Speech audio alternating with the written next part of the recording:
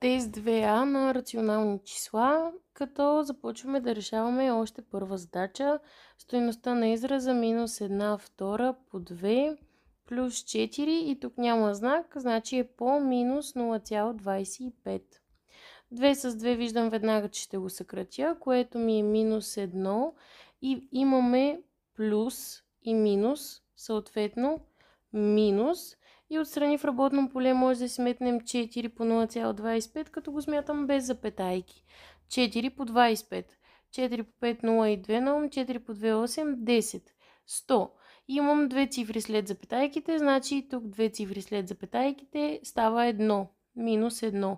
Минус 1, минус 1, два еднакви знака, събираме числата и пишем знака минус 2, отговор Г.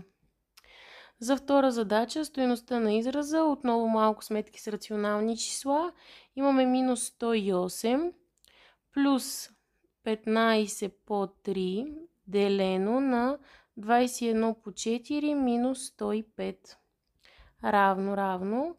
15 по 3 си го смятам пак в работно поле. 5 по 3, 15, 1 на 45, т.е. минус 108 плюс 45 делено на 21 по 4, 84 минус 105 равно. Сега имам две числа с различен знак, изваждам ги и взимам знака на по-голямото. 108 трябва да извадим 45. 8 минус 5, 3, 10 минус 4, 6. Минус 63 делено и от 105 вадим 84, взимаме, става 15 минус 4, а не, то може. Тук знака е плюс, значи два различни знака изваждаме числата и взимаме знака на по-голямото.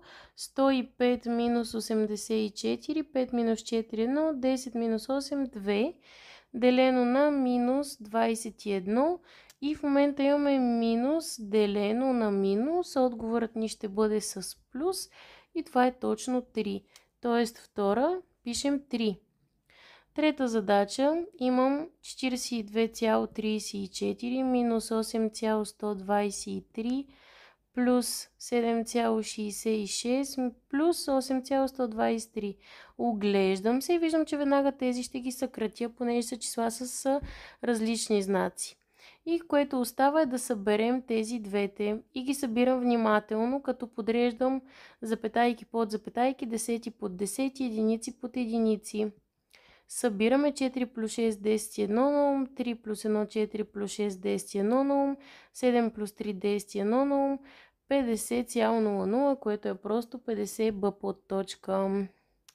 Нататък продължаваме с четвърта задача, в която ни казват кое от числата има модул по-голям от 5,3. За целта трябва да разбираме, че 5,3 можем да си го представим като 53 десети, защото имаме една цифра след запетайката. И оттам остава вече да сравняваме. Примерно числото в А подусловие е минус 24 пети. Съзнанията си за обикновени дроби мога да преценя, че ако го разширя с 2, ще получим минус 48 десети, което си лечи, че реално искат модула, т.е. от модул ще излезе като 48 десети и си личи, че е по-малко от 53 десети. Ние искаме кое число има по-голям модул, затова А не е верният отговор. Трябва да видим в Б подусловие. 3 по 11... Тук, когато имам знаменател 11, по-скоро ще се замисля. Става цялото число по знаменателя плюс числителя. Т.е. 33 плюс 9 върху 11. И това е 42 единайсти. И понеже не ми се разширява 11 и 10 да са с еднакви знаменатели, предпочитам да си го превърна, т.е. да видя колко е приблизително в десетична дроб, защото няма да стане цяла точна. Влиза приблизително, реално е равно на 3 по 11, 33, остатък 9. 9 прибавяме 0, 0 иска запетайка, 8, 88, 20 и приблизително 3,8. Ама модула на 3,8 е 3,8 и това е също по-малко от 5,3. И Б подточка не е верният ни отговор. В подусловие имаме минус 5,29. Това число от модула излиза като 5,29. И ако трябва да го сравняваме с 5,3, задължително сравнявахме десетични дроби, когато имат равен брой цифри след запетайката, т.е. на 5,3 му добавям 0 и така забелязваме, че 5,30 е по-голямо от 5,29. Т.е. и В не е нашия отговор и вече разбираме, че ще е Г, но трябва да го покажем защо. Модула от минус 6,1 е равно на 6,1, което е по-голямо от 5,30. Оградихме си го вече. Продължаваме с следващата. За пета задача трябва да внимаваме с знаците, имайки минус отпред, вътре в скобата минус 0,3 плюс 2 пети, минус модул минус 8,53. Затваряме модула. И 2 пети е 2 делено на 5, ако не се сещате веднага. Влиза 0 пъти, 0, 2 минус 0, 2, 2 прекалено малко да се раздели на 5. Добавяме му 0, 0 иска за петайка, 20 делено на 5 е 4.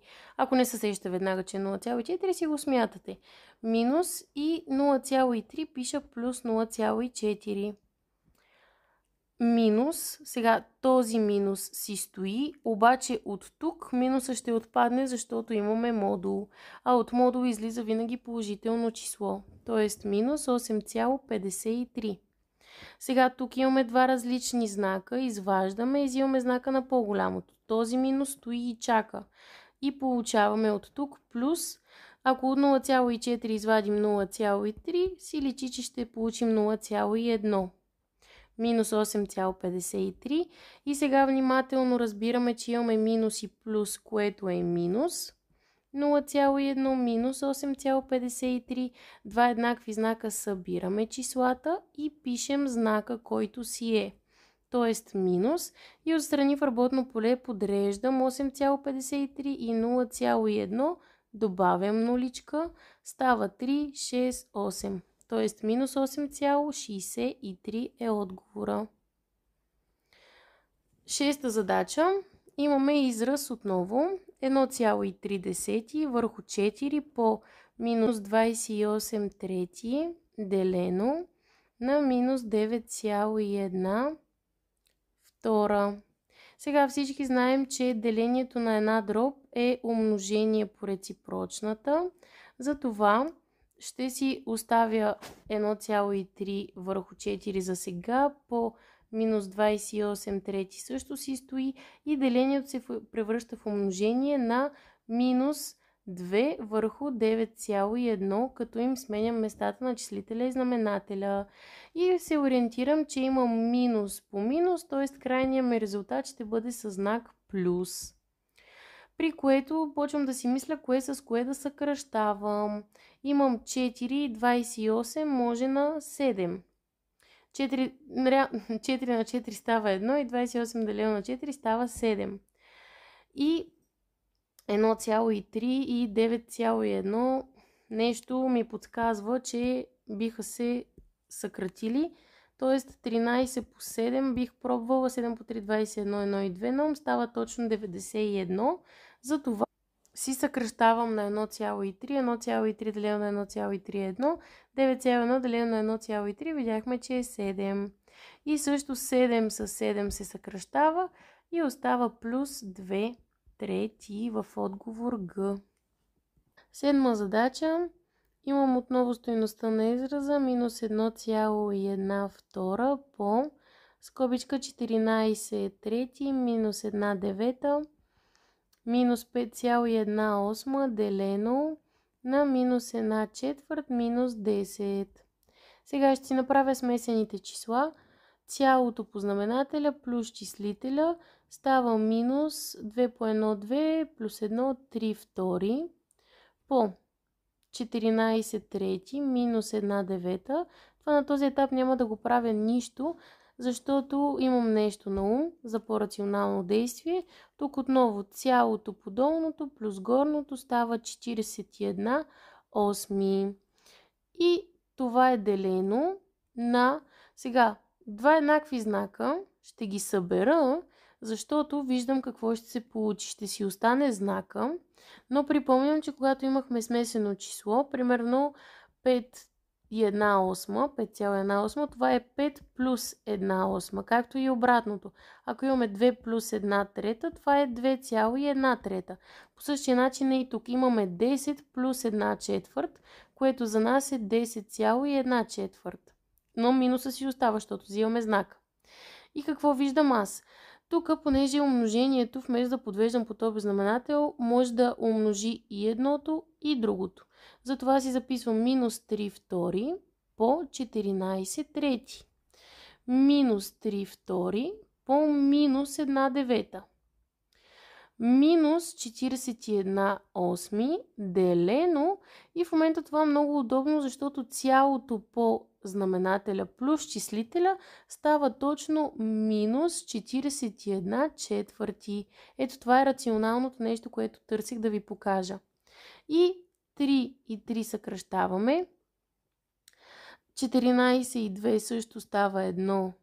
Става тук 1 и 7. 14 делим на 2 става 7, т.е. минус 7. 3 и 9 съкръщаваме на 3, тук 1, тук 3. Обаче внимателно със знаците имаме минус по минус, затова си записвам плюс 1 шеста. Числител по числител, знаменател по знаменател. И тук имаме минус 41 осми. Делението е умножение на реципрочното, т.е. знака остава и пишем 4 41. Съкръщаваме 41 с 41 и 8 и 4 на 4. Тук става 1, тук става 2. Отново внимателно със знаците и виждаме, че имаме минус 7 плюс 1 шеста плюс 1 втора. Сега ще си подведа по този знаменател. 6 и 2, 6, разширявам с 6, с 1 и с 3. Знаменателя в такъв случай остава. Имаме минус 42 шести плюс 1 шеста плюс 3 шести. Минус 42 шести плюс 4 шести. Два различни знака, изваждаме числата и взимаме знака на по-голямото. Минус 38 шести, което трябва да го направим в смесено число. Припомням, че дробната черта е знак за деление, затова 38 делено на 6 влиза 6 пъти, 6 по 6 36 и остатък 2, т.е. минус 6,2 шести. Защо няма такъв отговор? Защото трябва да съкратим на 2. 2 делено на 2 е 1, 6 делено на 2 3. Ето го Г. В осма задача имаме израз отново 11 минус 11 делено на 1,3 минус 2,4. В момента знам, че ви е много блазнещо да извадите, но не можем, защото с предимство е действие деление. И сега, това в скобите. Пред 1,3 няма знак, значи знака е плюс. Два различни знака, изваждаме числата и взимаме знака на по-голямото. 11 минус стои и чака, 11 делено. В работно поле 2,4 минус 1,3, 4 минус 3, 1, 2 минус 1, 1. Имаме минус 1,1. Сега, забелязвам, че имаме минус делено на минус, което става плюс, т.е. 11 плюс. И в работно поле 11 делено на 1,1. Местим запетайката и 11,0 си го представяме, за да може и при него да изместим запетайката. Т.е. получава се 110 делено на 11, което е още 10 и получаваме 21 в отговор Б. За девета задача виждам, че имам точки и координатна система, затова ще си направя една. Ето е моята координатна система и започвам да си нанасям точките, като първата ми е Х, след това ми е Y. 0 и минус 2 се намира тук. Само по ординатата B е 5 и 0, което означава, че се намира само на абсцисата. Това е Х, това е Y. И после ни казват, че да се построи точка С симетрична на C1, която C1 е с координати 2 и минус 2. Ето тук. Цак. Това е А, Б и С1. Но сега искаме да построим С спрямо абсцисата. Ето това е нашата абсциса. И симетрична на нея продължава нагоре. Ето тук е точка С. Симетрична спрямо абсцисата и да се намери лицето на триъгълник АБЦ в квадратни сантиметри. Добре, ще премахна точка С1, за да не ме обърква сега в намирането на лицето, но това ще е триъгълник, на който ще му направим метод на опаковането. Ето така. И си го слагам в мрежичка. По този начин трябва да се получи правоъгълниче. Оп. От което, за да си намерим лицето на нашия триъгълник, трябва да извадим ето тези червени правоъгълни триъгълничета. Така показвам формулата. Лицето на нашия триъгълник, ето така, триъгълник АБЦ, равно на от правоъгълника S на зеленото правоъгълниче,